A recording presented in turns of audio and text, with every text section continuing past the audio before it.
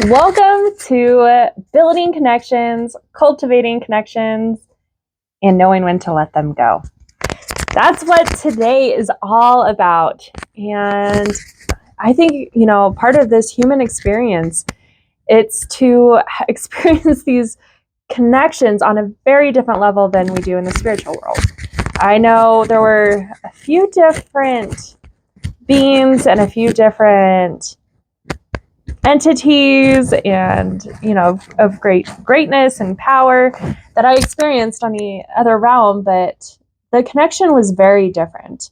And being a human, oh my gosh, we get to experience so many different types of connections, and good and bad, great and ugly. It's a kind of a whirlwind here, and I love it. I love it now. It's part of the experience. It's part of what we come here.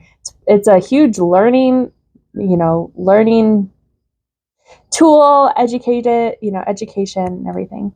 So, what are we going to talk about? What kind of connections? What kind of relationships? Well, I'm going to go down the gamut of them. So we'll start with families. Then we'll go to communities. We will go to communities. Then we're going to go into relationships, and then friends and coworkers. Most importantly, yourself. Because if you're not building a relationship with yourself, how the heck are you building any solid, good relationships with anyone else?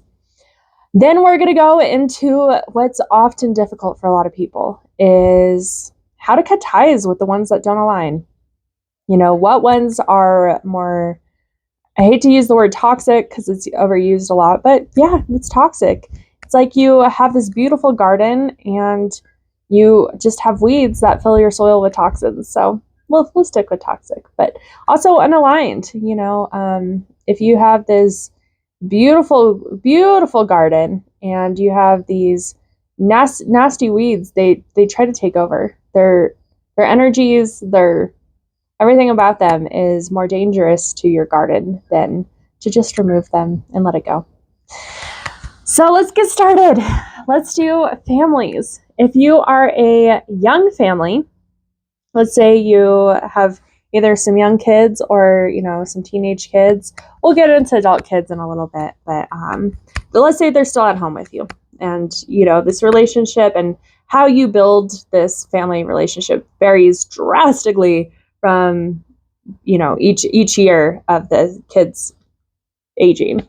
How you build a relationship with a 1-year-old is drastically different than 3-year-old versus 5, 7, 10, 13, 17. You get it. So some tips some things that you can do if you've got a young family, very young kids, you can use these and keep them implemented as they grow up.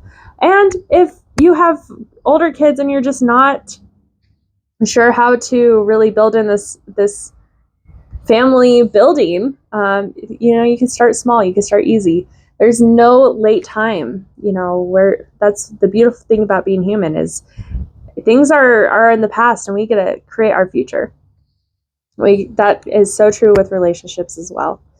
So some things I really loved, I didn't at the time, I was not a huge fan, but growing up, we had dinner together. Most nights, life would still get in the way and, my dad would have to work or we'd have school or, school activities, different things. So, it wasn't every night, but we would sit down as a family with no screens. This was before screens became really popular, but, we didn't have a TV in our dining room and we didn't have cell phones starting out because they weren't really a huge thing yet. And even the ones that were not smartphones. So when they did come out, it was no texting at the dinner table. And I wasn't always a fan. Either I was tired or I had other things I wanted to do, needed to do, But looking back, I'm very grateful for just that time we got to sit down as a family and, share. And that built our relationships. So if this is something you do, keep doing it. It is awesome. Put away your screens. If you do sit down for dinner, but you all have your screens out, you're not building connections with each other. You could claim that you're building connections with other people online, but that's not really true either. So put away your screens. Enjoy your company. And if you don't enjoy it, tolerate it, because you will look back and you will appreciate it, especially when it's gone. So put away your screens. Yes, do not watch this video at the dinner table. Watch it when you're going to bed or something. Next thing is, you can implement, I guess dinner real quick again. You don't have to do this every night. And if you never do it, start with once a week, maybe twice a week, build that. And if you enjoy it, up it. But if not, just tolerate at least once a week. All right, game night. I don't remember too many game nights growing up with my whole family. My mom usually was pretty tired. My dad worked a lot. My sister and I never knew the rules. I feel like we never knew the rules of anything. I remember that we did not play Monopoly. No, maybe once. It's not a game I'm very familiar with at all. So I have heard some crazy stories about Monopoly. So let me know if your family plays Monopoly, and let me know how that goes in the comments. I've heard some fun, intense stories. We did try to play Risk once. My dad loved it. I hated it. It droned on for hours and just wasn't a fan. I did like chess, even though that could go a while. My grandma had a little timer for my grandpa and I, because we would just sit and think about all the different moves, and she would just get so frustrated, like, okay, you get a minute. It was a lot of fun. So yeah, different game nights. I loved cards, but my sister didn't. The thing that we did enjoy, I believe we enjoyed together, was Mousetrap. No idea how you won the game, but we loved building the trap and watching it go off. So, just little things like that. Things for families who are older. Something that was so precious to me, and I'm so grateful for, was my grandpa gave us a heads up that he had a condition that could kill him at any moment. And my grandma had actually passed away a year prior, basically unannounced, like no sign she was going to go, and then just gone. So we're very grateful. He was not one to share, and he shared that with us. So we were able to be very intentional with the time spent with him. Made it weekly for a while, and just made sure it was quality time. And what I learned from that is we don't have to wait at all for someone to be like, yeah, I might die. This might kill me. Because life constantly might kill you. We live in a dangerous world. We basically drive around murder machines. Pretty dramatic for, cars. But, between car accidents that kill people, random accidents that, take people, illnesses are still taking people. Even infections, and with our advanced medical industry, we're still not immune from the world. So it doesn't, don't wait until you are almost out of time or somebody else says they're out of time, because no one knows. That's one thing that's pretty consistent, is we're all going to go and we don't know when. So use now. Do not wait. Because if you wait and it does take a loved one or a connection or someone important to you, and you look back and you might regret not making more of the time. As a death doula, that is one of the biggest regrets, is, I should have, could have, would have, should have. And the thing is, start now. Then you don't need to say that regret, and I won't have to hear it anymore. Let's utilize the best out of today. So just be intentional about time. If you have a good relationship with your sibling, and if you don't, you can say this, you could use this for your friends, but we've grown into making time, and getting in all sorts of trouble. You could find us anywhere from old Western video or photo shoot to smash rooms, jumping out of airplanes, even though I drug her along for that one. Going looking for new hiking spots, hers is new fishing spot. She hasn't dragged me around for that one. Maybe if I bring my paddleboard, we can make that work. But we're traveling the world, traveling the towns, little boutiques, new restaurants, just new experiences, new art classes. It doesn't matter. We are constantly finding things to do together and create those core memories. If you have kids right now, are you utilizing time to create core memories? And I'm not talking about just going to Disneyland or, tourist hotspots, but taking quality little trips. They don't have to be expensive vacations. They can just be a beautiful picnic in the wildflowers. I mean, that is some of the best memories are, very anti-touristy. I mean, and heck yeah, those theme parks, those big vacations are going to create, lasting core memories, but you can do little ones, try once a month. And if that's too much, once a quarter, do something unique and kind of out of the box once a quarter with your kids and create those memories. So that's I've droned on and on and on about family. So let's get into community. Take a guess at which one I am. The introvert that stays at home and the community has no idea who you are, or the extrovert that dives into anything and everything and everyone knows who they are. Yeah, I'm definitely the introvert. No, I love diving into community. I think that's a huge reason why I am so successful at being happy when I move thousands of miles not knowing anyone or anything about the place is I dive in. And now with all of the wonderful online resources we have, it's so easy. We have meetups, there's Facebook events, there's Google. You could just search events near me. A lot of them are free. A lot of them, are low cost. There's concerts, there's food events, there's art events. I mean, the list just goes on and on and on and on, and it's amazing. Meet amazing people that way. Really dive into the community and see what it's all about, get the feel, and other things, networking. I used to network for my corporate construction job as a business development coordinator and marketing professional.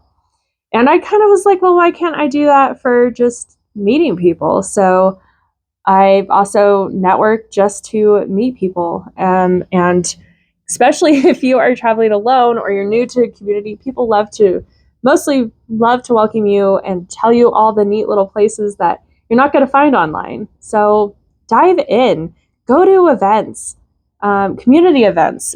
Then if you have time and energy and passion, volunteer. There are so many volunteer opportunities. Time and body is, of great value. That's why we get paid for, our time and our bodies in a lot of corporate jobs. And, heck, even entrepreneurs, you still need the time and the body to be able to communicate what you do. So yeah, you're a huge resource and people want you and need you. So find something that touches your heart. I can't even list all the different volunteer opportunities I've engaged in because a lot of things touch my heart, honestly. I think that's maybe why I love this necklace I just found. It's a heart if you can't tell.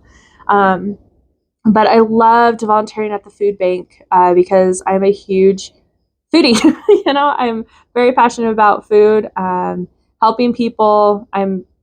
I don't have really any dietary restrictions myself, but I have family members who have had huge dietary restrictions, and I just wanted them to be able to enjoy food the way I did. So I taught myself how to cook all these amazing different diets, and food has always been a big passion, and it broke my heart to realize that people were starving and hungry.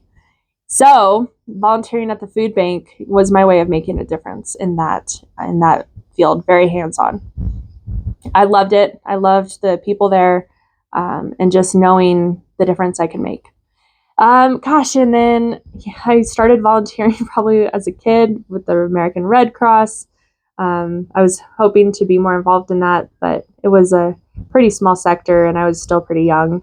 But, volunteering, you could do anything. I've volunteered for fashion shows and sewing heart pillows for breast cancer patients, photo shoots, gosh, just you name it. If you know me at all, the biggest one that between the food bank and hospice are probably my two favorite volunteer opportunities I've been a part of. I was a part of the food bank for 6 years.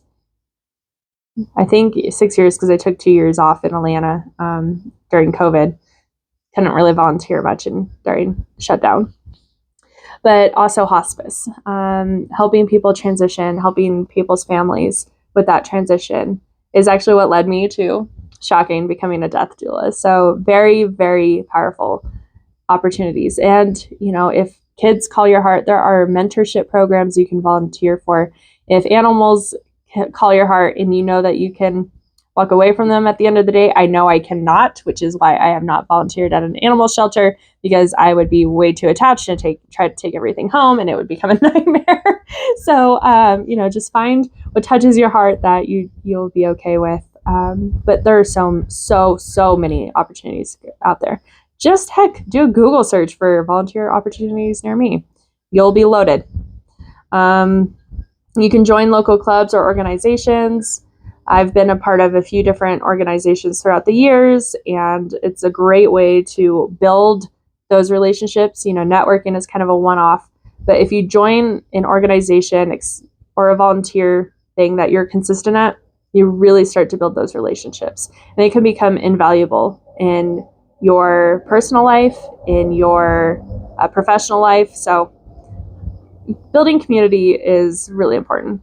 And for those who don't like, going out and you're an introvert and you just really don't like making the time or the effort and it's exhausting, I will tell you that, it's really nice to have people that you can count on for different situations. If you want to take a vacation, but there's something that you can't leave your house for. So connect yourself in community. Oh, here's a great tip.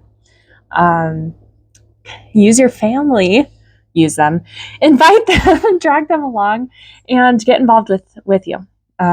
If you got a young family, one of the coolest things I saw was at the food bank. They a whole family came in and volunteered together. Whew, was that powerful? So you can put those two together. All right, moving on to relationships. Whew, I know we can all struggle with this one. I mean, unless you found your, SO right out of school, and it's been a breeze. That's great. That is not a majority of the people. And heck, even when you find that perfect person right away, you're still gonna have challenges.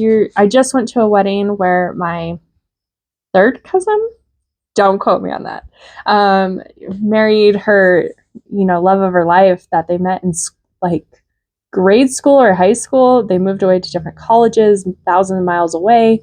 We're in a long distance relationship for 5 years, and they got married just a few days ago, officially. So you can really work through it. But what is some good building blocks for that? I'm going to say the first thing is listening and open communication.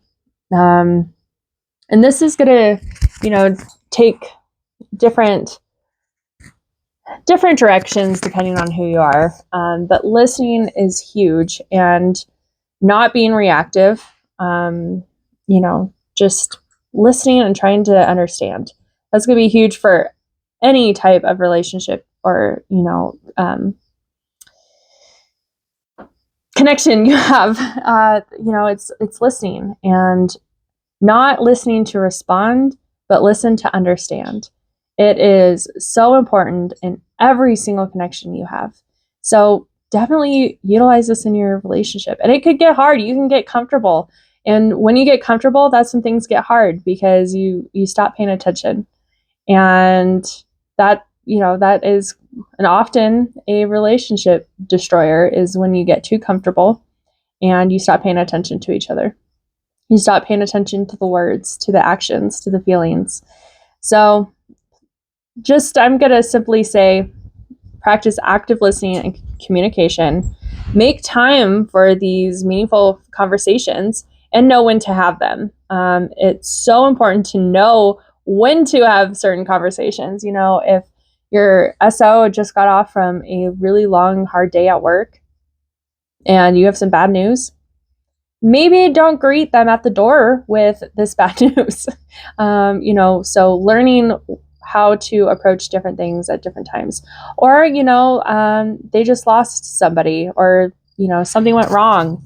They're, not in a great mood. That doesn't mean you just go, well, I had a great day and this happened. No, try to be compassionate and meet them where they're at. Then when things, are off the plate, off the mind, off the heart a little bit, you can come in and share those successes, share those grievances. So choosing time and making time for the meaningful conversations is super important. Expressing appreciation is huge. Words of affirmation is not my love language. I don't really care what you tell me one way or another. I think that's, definitely due to my history and different examples in my life. And I just, I don't communicate words of appreciation and affirmation very well. So my big lesson in relationships is doing better. We can always do better. And learning how to speak your partner's love language or love languages. So my top two are quality time. I know, shocking based on what I said for families, right? Quality time and acts of service. Whoa. I already mentioned those. So these are huge shockers, right? I mentioned spend quality time with your family and get involved in service for communities. So those are definitely inherently my love languages. They already came out. I was unaware of. That's fantastic. Proof, right? Proof when I speak. So trying to learn other people's love languages and not just learning, but learning how to communicate in them is very, very important. I've gotten better. I will say I'm no expert at any of these, but I've gotten much better at words of affirmation and appreciation, a little more gift bringing, and usually I know the other one on top. Yeah, well, apparently I'm not very good at that one either, so we'll just skip it. Just prioritize each other. That's where I'm going to end relationships on. For your friends, it's going to be kind of a combination of all of the above. Schedule quality time. If you want to build your friendship and you want to, cultivate it and nurture it, schedule time. We all are super busy, especially when we have families and jobs and life going on. And if you're part of the community, that makes it even busier. But, schedule quality time with your friends. And you can do that by, oh my gosh, volunteering, getting involved in community. Just send them a text. And it doesn't have to be, every day, every week, every month. Some friends are very solid at, every 6-12 months, that hangout that just keeps that bond. You can do fun activities out, you can do fun activities in, you can, schedule girls' night or boys' night, kick out everyone else. Or just go to a nice restaurant that just, maybe it's just you and your best friend that like the cuisine. No one else in your family likes it. So use that as an excuse to go get some. And then, just check in. You don't have to see them all the time, but try to check in with your friends. A lot of times our friends may be the first to know, but they may be the last as well if you're going through something hard or a struggle. So check in with your loved ones. Offer support. You want support, they want support. Be supportive. I know one of my friends went through, pretty significant surgery, had some major dietary issues and restrictions. I love to cook and I could do it. So not only, did we have a meal train for her, but when she needed some help on something that I knew we could do as a community, I turned community volunteering, friendship, and everything into this kind of event where we really came together and helped her with something she really needed that she didn't end up needing to pay for. And it was so fun with the other gals involved, and she was so grateful, and it was just amazing. So reach out to your friends, keep that in touch, and we'll move into coworkers. Ooh, coworkers can be tricky because you don't have any blood ties. You're not necessarily friends with them, but you have to be friendly. So I've got some tips, just based on the 16 years in maybe closer to 15 years working. It's been 16 years having coworkers. Cultivating a supportive work environment, build rapport. It doesn't have to be anything deep. Take an interest in their work, in their achievements. Offer assistance when needed. Collaborate on projects, and even, I know this is gonna be crazy, but ask your coworkers for little things of help. So it could be something as simple as asking if they know where the extra pencils are, or if they could help you with something really small. But the fact you ask, it just fills people with a subconscious sense of belonging and acceptance, and the fact that they feel helpful. It's a great little tip and trick to build that rapport and connections with your coworkers. It could be the smallest little favor that you don't need, that you do not need help with. Maybe you do, but trust me, it'll go a long way. Now the hard part. I know we're kind of getting harder as it goes on. But it's one of my favorite things to talk about because it has to do with boundaries, it has to do with self-care, it has to do with self-love, self-compassion, and that is weeding your garden. I talk about this with several of my clients, and I heard that my sister talked about this from a young age. And it is knowing when or starting to cut ties with relationships that don't align with you. And I'm not saying that every relationship that falls off or just isn't long term is negative. Not at all. That's not what I'm saying. I'm saying when you need to make that conscious effort to distance yourself and cut those ties. I know there have been people in my life in the last few years that are just always negative. Doesn't matter if their world is going great and they're achieving everything they want. They've got something negative to say and something unpositive to say all the time. So how is that on my energy? Well, it brings me down. And no matter how supportive and excited I try to be for the accomplishments, it just went nowhere. So I'm expending my energy. It's bringing me down. And obviously it's not a great relationship to build and cultivate. It's a lot of take and a lot of give from one side, a lot of take from the other. Other ones are, if you're in a place of healing and creating and hope and inspiration and love, and other people are stuck in victimhood, whether it's victimhood of chronic illness, victimhood of abuse, or, assaults, or victims of life, basically. They're the ones who life is doing it to them, not for them. And if you're in a different place, that what is it going to do? That is just going to pull you to your default settings, the programs you grew up in, the programs you're trying to cut free from. So not only is it not beneficial for you moving forward in your beautiful creative self, but it is actually dragging you to old triggers, old defaults, old programs.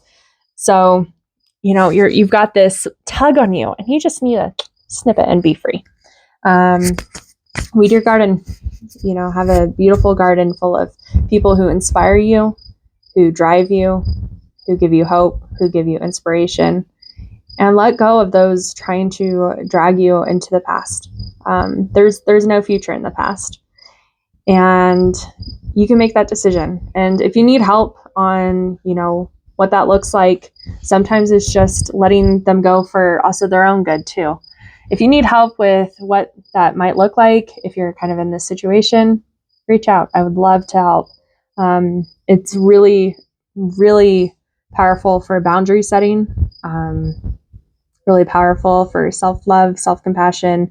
Being okay letting go is absolutely huge, and it will give you more freedom than you could probably ever realize. And on that note, that concludes kind of our whole building connections and cultivating relationships, as well as cutting ties to them. If you have any questions, any comments, drop them in the comment section, send me a message, and I'm here. We'll see you next time.